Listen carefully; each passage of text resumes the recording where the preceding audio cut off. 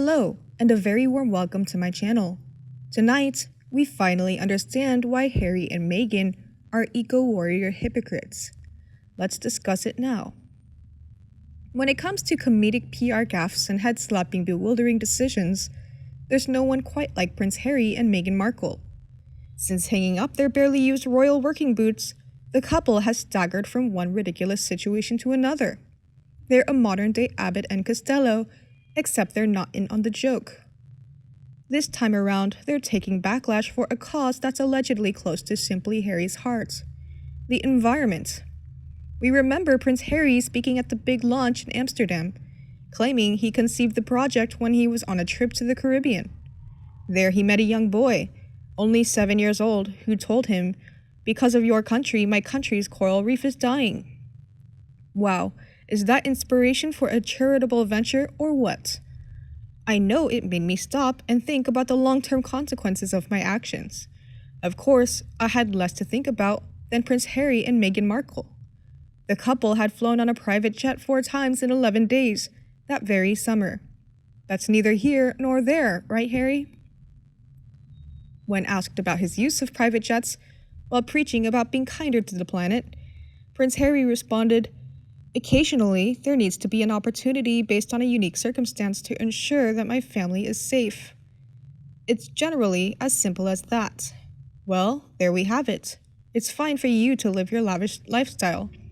God forbid you force your family to share a flight with the common plebes who pay for that lifestyle." A year later, it seems nothing has changed for the Hollywood hypocrites. Only this week, Prince Harry and Meghan Markle were seen being driven around Beverly Hills in a Cadillac Escalade, one of the most pollution-heavy vehicles money can buy. Seriously, what are Harry and Meghan's PR people thinking? Did nobody think to say, "Hold up a second, kids. Seeing as you're constantly banging on about the environment, it may not be wise to gallivant around in one of the world's most environmentally unfriendly cars. I guess preserving that little kid's coral reef in the Caribbean takes a backseat to strut around Beverly Hills in style."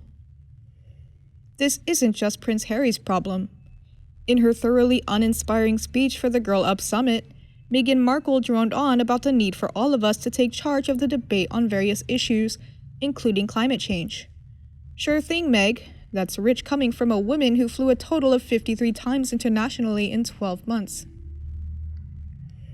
Research suggests Prince Harry and Meghan Markle are responsible for a carbon footprint 26 times that of the average British person.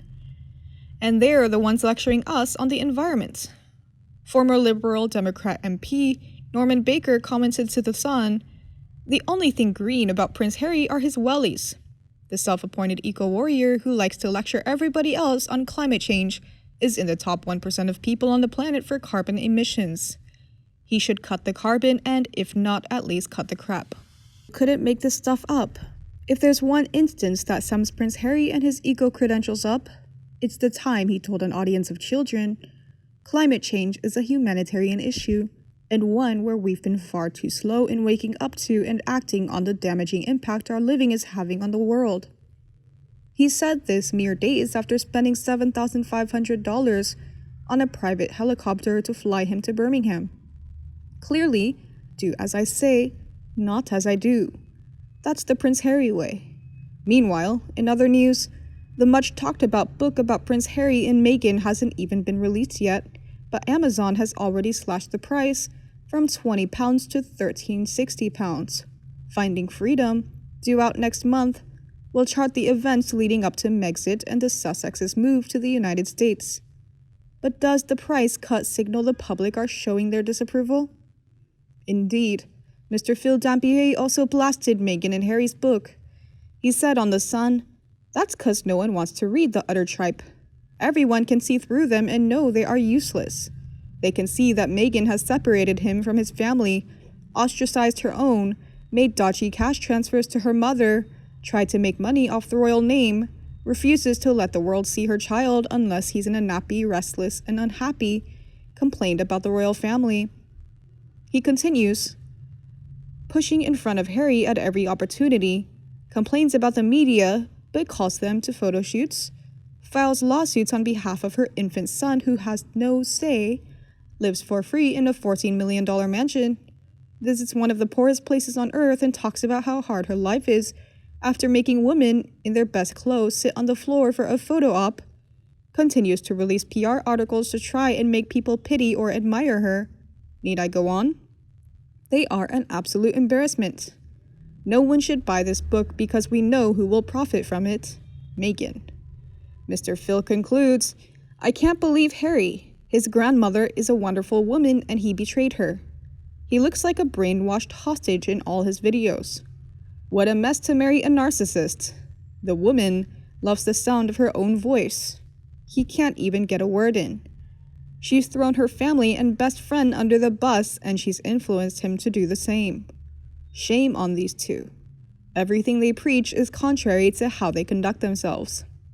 A viewer also agrees with Mr. Phil and said, everyone knows what she is and what they had every intention of doing. Can Duke Harry be any more meow-whipped? Is that even possible? There is nothing royal about them other than a token title of the Duke that means absolutely nothing. Brits can't stand her and not thrilled with Harry, Canadians can't stand them, and the States couldn't even give a flying rat's butt about them. How do you not laugh? The book is basically Meghan complaining about how hard her life in the royal family was, because the Queen wouldn't let her live in a huge palace, but instead she had to live in Frogmore Cottage, and how she wasn't even allowed to have her own private jet, and how she was able to escape this cruel life and move to Los Angeles. Considering they are probably the most disliked hypocritical pair of talentless wasters ever, I can't imagine anyone having any interest in what they have to say, let alone buy a book. He is an unimportant royal who has done nothing, and she was in a cable soap. Pat Butcher and Dot Cotton are more famous than her. We continue with the latest news. Meghan Markle blames UK tabloids for ruining her relationship with her dad. Prince Harry's wife is in the middle of a lawsuit against the Mail on Sunday and its parent company over excerpts from a private and confidential letter she wrote to her father that the newspaper published last year. New documents filed in the case claim her relationship with Thomas Markle didn't go south until UK publications began digging into her family life. The Duchess of Sussex's lawyers wrote in a new filing obtained by The Guardian that the father and daughter duo had a very close father-daughter relationship throughout her childhood, and remained close until he was targeted 3 years ago by intrusive UK tabloid media. The court papers continue to allege Meghan made substantial financial contributions to her father from 2014, when she was best known for her role on Suits, according to the outlet. The Duchess then cut off support to her father in May 2018, when their relationship deteriorated amid drama surrounding her royal wedding.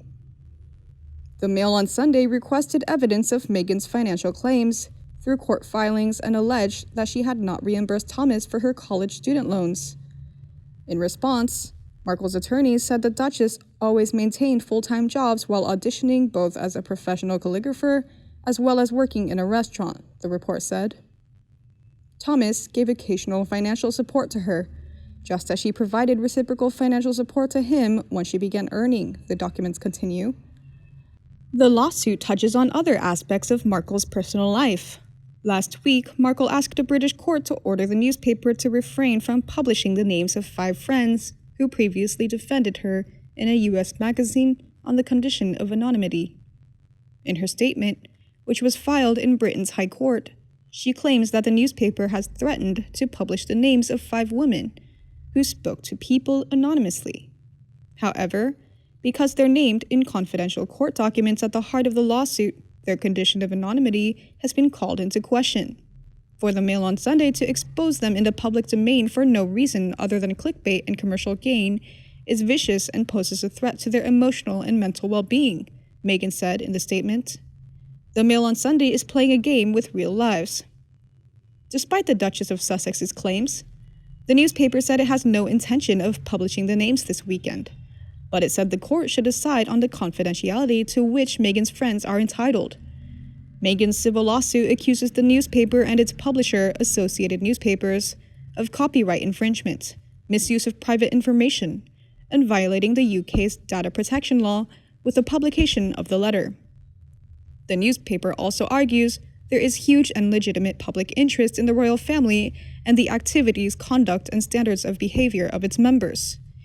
It argues this extends not merely to their public content or conduct, but to their personal and family relationships, because those are integral to the proper functioning of the monarchy. And you? What do you think about this news?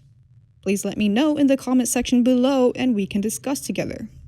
If you liked my video, remember to like and share it for anyone you think might also be interested. Don't forget to subscribe to my channel to get more news from the royal family. Now, have a good day, goodbye, and see you in the next videos. Meghan is on her way to refresh herself, as well as her status. She is thinking of regaining the trust of the fan community. The turning point of Meghan's life is to win Prince Harry. That is probably the virtue that she practiced in her previous life. Suppose if Meghan did not get Harry, probably Meghan will sink in the deep sea. Nobody will know Meghan, and no one wants to know who she is. But we are in the present. Life is impermanent. We have to face them. Meghan was created to be condemned and let others look at and know a path where she is not.